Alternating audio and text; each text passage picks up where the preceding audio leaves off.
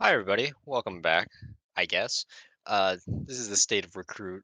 We're here with Evan Counter-Strike from and Bonk from FNL. Um, just here to ask some questions. Please say hi and welcome. Hey, What up? Hey, what's up, bud? what's up, man? Right. So just to recap, you're the GMs of FNL that went in at least Recruit here, 6-7 record. You made the semifinals of playoffs.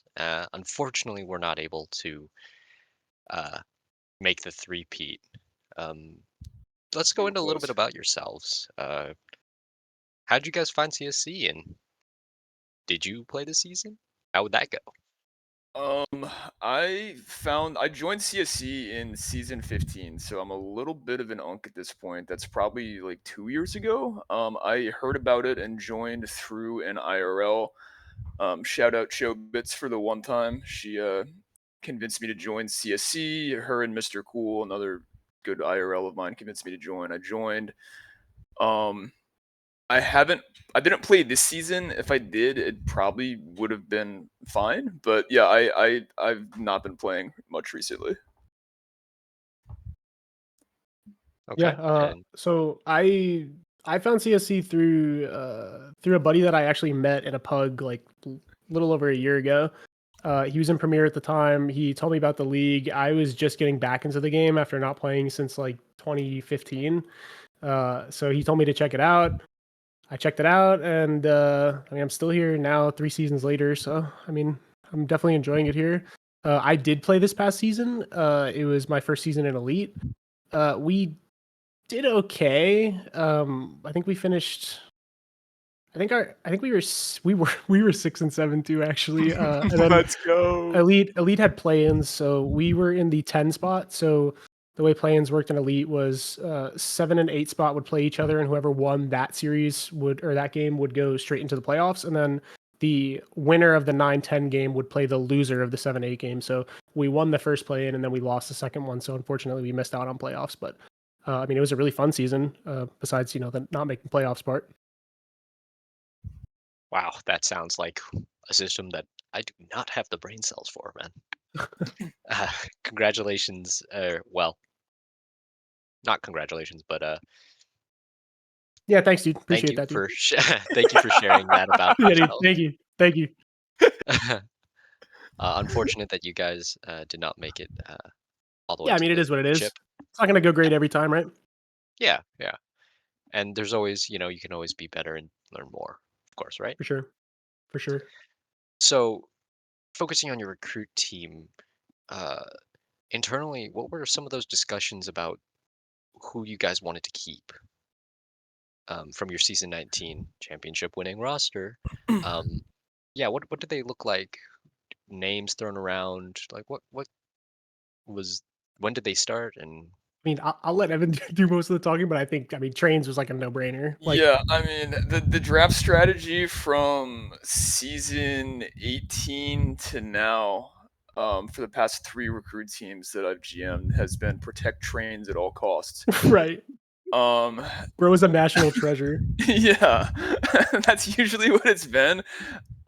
A lot of the time, the team that won last season, it was Hamlet, it was Trains, Biggie, Zolf, technically Sable, although we had Lev basically super sub for the entirety of playoffs because Sable stopped playing. Oh, that's right. So Sable was not playing that season. Um, both Hamlet and Zolf went up to prospect. Lev was technically never signed, and then there was Biggie, who I was under the assumption that he was going PFA because of baseball. So I didn't re-sign Biggie. I ended up not re-signing Zolf, but that's just all because of Prospect. Prospect is a whole different beast. So basically, all I had in the core left was Trains because I was under the false pretense that Biggie was PFAing, and Sable did not want to return as a player that season. So we were like, okay, protect Trains at all costs. Um, the draft strategy for the past like 3 seasons has more or less been like keep trains and then just like find people who can like shoot the gun and shoot the gun better than most people. It's a very Well, I simple also draft feel like strategy. I also feel like it takes a certain type of player to play with like such a structured IGL. Like Trains is very structured and he knows what he wants out of the team. So I Mhm. think like finding people who are willing to adapt and kind of learn on the go is like also kind of important. So we Absolutely. ended up, yeah, so we ended up going with, since, yeah, two of my people went to prospect, one of them went non-playing, and one of them I thought was PFAing or didn't have the time to play, so I just didn't re-sign him. So yeah, we had trains. We decided on Beef and Scissor, just kind of piggybacking off that like structured thing. We knew that Beef has IGL teams in the past. He, had a really, him and Scissor both had good seasons on BOA previously. They both put up like at least 1.0s when they were playing with AJ, which is like that guy was a demon in recruit. So I kind of was banking on the fact that if they just had a structured IGL or didn't have to IGL, they would be more successful. And I think they were. So this might be already answered by that previous question. But so you mentioned like what players uh like had that made them enticing to you. What more specifically do you look for players in your personal draft board during combines? A lot of the scouting that like I really do emphasize, like especially like early on, is just like fly on the wall scouting is what I call it. Like I want to make sure that I'm not drafting like Ricky Hitler or some other Vibes type of terrorists, like bro. Yeah. vibes terrorist. A lot of the stuff is, learnable and teachable and coachable, but like attitude isn't. You either have that or Hmm. you don't. Your crosshair placement will get better throughout the season. The knowledge of micro and macro stuff in Counter Strike will too. But if you're a piece of shit from the start, you're probably going to be one from till the finish. Honestly, yeah. Honestly, like that was one of the first things Evan told me when I became a GM or an AGM. Like obviously my first season at FNL, I wasn't management, but I mean I still did some scouting for the Chally team and stuff like that. But one of the first things Evan told me when I actually started scouting as an AGM was to just join the VC and just fucking chill for 5-10 minutes. Like you don't even need to tune into the game. Like just listen. And you will learn a lot about these people just from listening to them talk. Like kind of like Evan said, you just don't want to draft vibes terrorists. You're just gonna like absolutely ruin the entire, mood. I feel like we generally do a pretty good job this past season, right? Like most of our teams were just smilers, bro. Like everyone was having Yeah. fun. We didn't have any problems with anybody. Like it was great. So I would say the strategy pays off. Yep. Smiler Also, maxing to the top. You also 100%. wanna you also wanna find those diamonds in the rough, people who are like absolute freak athletes for the tier, Yeah.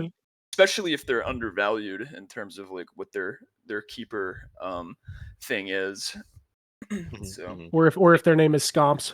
yeah, like for instance, like Scissor was a fifth round keeper, and I think he was an all star, so that was a pretty good pickup there. Very cheap MMR, super super undervalued in terms of MMR, and then overperformed in what the keeper and MMR indicated, which is also nice. Also helped out that he was a really nice guy. So, Yeah, win-win yeah. there. Um, and so what were your thoughts about your draft picks? So Scomps, Razor, and BRG. I was pretty happy overall with the draft. I think we traded up to get the third overall pick in the first, Yeah, if I I think we had remember 7 and correctly. we went to 3. Yeah. Yeah. And I was in between, if I remember correctly, I was in between Scomps, Gekon, I think Mustard were the three I was in between Yeah, for Mustard is in there. the first round, and we ended up going with, and they were all pretty much like comparable, I think, in terms of like skill at the time. I think we ended up going with Scomps because it was able to afford us like more expensive options in the second round. Because Hmm. I think Mustard had more MMR. A lot of the GM drafting stuff is literally just like nerds looking at spreadsheets, dude. Like Yeah. and I think and we also liked Gekon, but yeah, we ended up going with Scomps because he just seemed like a better pick. I don't know. I knew that he had CSC experience before. I think he played 2 seasons ago on Mhm. a NAN team, which wasn't as successful as the FNL team. But like I knew that the guy had prior experience more so than the other two, and I think that's what kind of swayed me in that direction. Right. And then about like Razor and BRG. Yeah, Razor we picked up because we needed an AWPer, and Mhm. because Razor, he's been around the block for a long It time. was He's an been institution in this league. yeah he's it was the first season he was available to be drafted in forever because he was AGMing ATO for 2 or 3 seasons for like as long for like when I was in recruit he was in ATO AGM and playing Wow. on ATO. So like he's been around the block since like season 11, and he's very it was the first time in forever he was available. He's a nice guy. He's won 2 trophies before, so we I knew think he he was also nice. just We knew fits he into was the whole around. like Yeah, he's willing to learn and practice and like yeah, improve, and that's like a huge thing to have. yes. So yeah, he already had that like grinder competitive mindset. We Mhm. already knew about him and knew of him and have played with him, so it just was a no-brainer to us to draft Razor. And BRG we picked up because he seemed to be the best option out of the final 5 people in the draft. Is I don't know, and he was like I think he overperformed for what a 6th rounder typically does. He ended up getting rostered later in the season on Cal, which was really awesome. I'm glad he got It was a just chance to keep hysterical. playing, and he was funny as shit. Like He was funny. he was funny. It was an unfortunate cut. We drafted 6 good players, and only can have 5. Yeah. So, bit like a kid in the candy shop, this question will be dream draft scenario. Like, what would that look like for you Dude, guys? honestly, like I think I slightly underestimated how brutal the draft is. Like almost nothing you plan actually Mhm. works out. And I would say the dream scenario would just be your draft going exactly how you planned it to go, which would just never happen. Um, Yeah. A lot of it is just like having like targets. It's like, okay, well, 3rd round's coming up. We have like 5 or 6 names written down. It's like, good God, give me one of them, you know? right. Mhm, mhm. Yeah. And then Well, when you're yeah, I mean drafting that's five true though, tiers, because yeah. we No, saw you go, so sorry. quickly. Like we didn't have one of those like 4 of our 3rd round picks that we were going to pick in Challenger got taken from us, and we like it's a panic. Like it's an actual panic. Like you're on the clock. You know you don't have what you want because they've already been taken. Like it was tough, and I mean the same thing applies for recruit. Like the dream scenario is just that not happening. Yep. And there's also like drafting fatigue. It's like, oh God, it's like we went from like was it one night? Was Yeah, the I think it draft was one one night night. that season? Yeah, Yes. fuck me, was I tired and drunk by the recruit draft. Like we had already drafted like 4 other tiers. By the time it was recruit, I was like, please God, make it stop. Yeah, I was, brutal. dream scenario. I Yeah. mean, like, is the dream scenario like if we could have if the draft went perfect, like who would we have picked someone else up, or like it's like I was pretty happy with the draft. Like I didn't there was never like a pick that happened because like we only drafted Scomps Razor and BRG, and BRG. I Yeah. didn't think Razor was going to go in the second. I had suspected he was going to be a 3rd rounder, so I got everybody I wanted personally. Yeah, so that kind of fits that dream scenario for you. Hmm. Yeah. Then just like hopping into the season, like after preseason, you guys did end up having to unfortunately cut BRG. Uh, what was like your early thoughts going into the season? Like, do you think that was a three-peatable roster at the time? Absolutely. Yeah, I think they had what it, they definitely had it in them to win it all. Unfortunately, they didn't. There was some like general like scheduling conflicts. I'm not gonna suggest that that's the reason or the only reason why it didn't happen, but there was definitely like a factor of like 2 of the guys like went to bed early, and then Razor like works like 100 and fucking 20 hours a week or Yeah. whatever, at his pizza shop. So it's like there wasn't really a whole lot of time outside of like what was like allotted on like a regular match day for them to practice outside of CSC, which is like fine because it's still the results were still there. We kind of had a little bit of a slump, but we started off really strong. And I think as other teams had a chance to, I guess, play more and practice more and develop more protocols, I think we kind of fell off a little bit. But still top four. Yeah, very successful season for you guys. Well, just like looking back on the roster, what do you think like the big strengths were that you saw throughout the season? Hmm. I mean, I'll go. I mean, I think the comms were like listening to their games sometimes, like listening to the VODs back. They talk a lot. They're like it's honestly surprising. Like I've played in 3 tiers now. I've played in Prospect, Challenger, and Elite, and don't think I've heard a team talk as much as them. Like Razor's a super talkative guy, Trains is a super talkative guy, Scissor Beef as well. Like I think they just I don't know, they communicated really well. I also just think like the strengths of the team were just like generally vibes. Like Razor's a super positive guy. Like when I played for ATO and Razor was my AGM, like Razor was always really good at like being supportive when like your team was I mean, just to be honest, like if your team was playing like shit and you lost, like Razor would be able to come in and like kind of like talk you guys out of that mindset, which I think is really important. I personally am a player who like is very much affected by like the attitudes of my team, and having someone like that around, I think, is like a huge help. Yeah, that's great to have, especially going to any team. You want to keep your vibes high no matter what. Um, just to flip the coin on that, what were like some of the weaknesses you saw outside of the scheduling conflicts for everyone?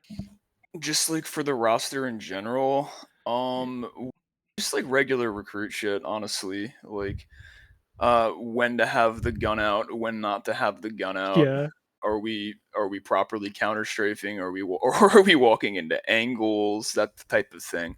I don't. I think we probably had less firepower than previous rosters that I've built. Like I don't know, the first recruit roster I built had, Red Bull and Muppet and Raymond, and those guys were all animals for recruit. I mean, roster two had Zolf and had Biggie and had Lev at the end, which is, crazy firepower. We were a little bit like inconsistent in the firepower department compared to previous rosters. I don't think that meant that like I don't think that meant we were like weak in comparison to like how we chalked up against other teams in the tier. I mean, I think sometimes it showed, but like I think having guys like Beef and Trains around kind of offsets that a little bit just by being able to kind of like think their way out of some situations that others will just try to shoot their way out of, if that makes sense. Yeah, yeah, I can see that. Uh, then that kind of jumps into the next question of like when they did have the time to practice. Were you guys like letting them practice on their own, or were like you guys like in there like helping them out throughout stuff with like VOD reviewing and things of that nature? Typically, like we're about as and Bonk can attest to this too. Like all me, Bonk, and Sable were about as hands on as they wanted us to be. Like some of them requested demo reviews or coaching, or VOD reviews and all that stuff. Sometimes they didn't. I'm always around like GMs and AGMs and coaches that are not GMs and AGMs on FNL or resources to be used. If players don't want to use it, then I'm not gonna like swoop in and be like some like interventionalist and like force it to happen. But yeah, no, recruit I would say more than any tier that we managed this season definitely asked for the most help, and I think it. I'm pretty sure all of them, at least all, I'm pretty sure all of them put in at least one coaching ticket. Yeah. Like they all did actively want to improve. And honestly, like this is just going to turn into like the Glaze Trains podcast. But like when you have someone like Trains on the team who's like very analytical, like it honestly becomes much easier. Because a lot of the things that you would tell like him or them, they already know because Trains knows. It's really just about like executing it right. Like Trains is a really smart IGL and he knows what we need to do. It's just kind of like getting the group to do it isn't always the easiest. So like it's super helpful for us when we review and talk about their games because Trains is very understands it very deeply. Yeah, that's super nice to hear, especially hearing some horror stories coming out from friends with other franchises, unfortunately, where they've been kind of like hands off. But moving to the next little thing, what would you say the team improved the most on throughout the season? I would That's a say tough question. general like cohesion, right? So like it takes a good while for any team in any tier to kind of start gelling and have things make sense. And I think things began to make sense for the guys quicker than it did for other teams in the tier. I think some of this is a product of the players themselves. I think some of it is a product of how we drafted, but I think they just kind of were on the right page and gelled faster and better than most teams did.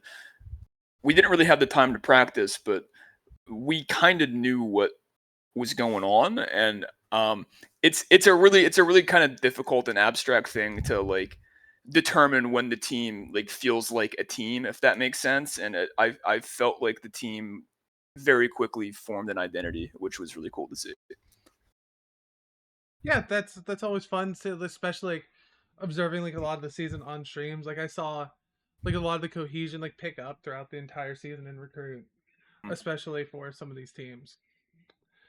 Yeah, Uh, and it shows in playoffs too. Like, granted, like we didn't go to grands, but like we did beat Boa, and for all intents and purposes, those guys were way better than us. They were way better, and like just having that like unity and cohesion is, I would probably say, a pretty big reason as to why we came out on in that match, and then we lost to Gone Fishing.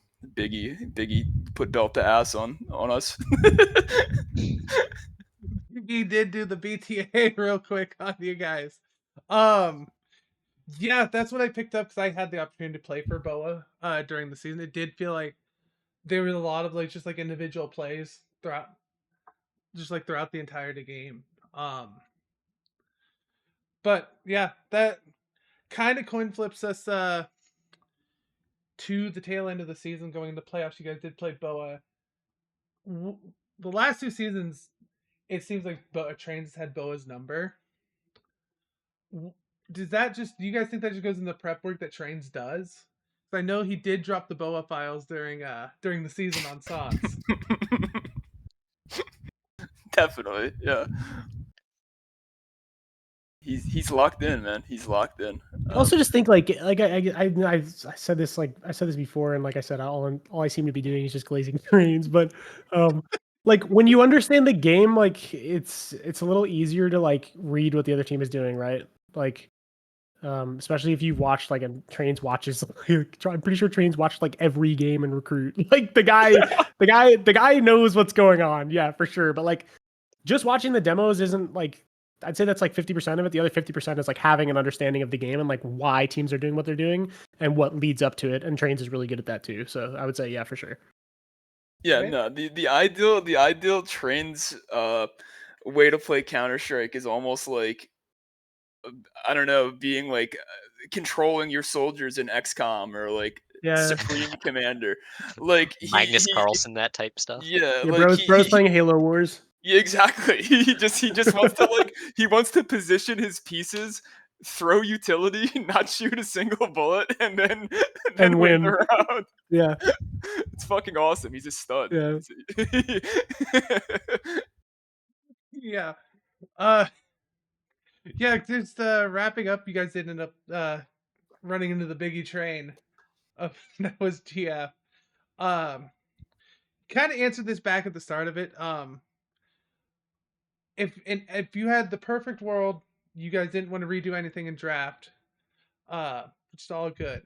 What were some players who like you guys weren't high on going into the draft that end up surprising you guys throughout the season? Oh my god, I have an answer. I have an answer.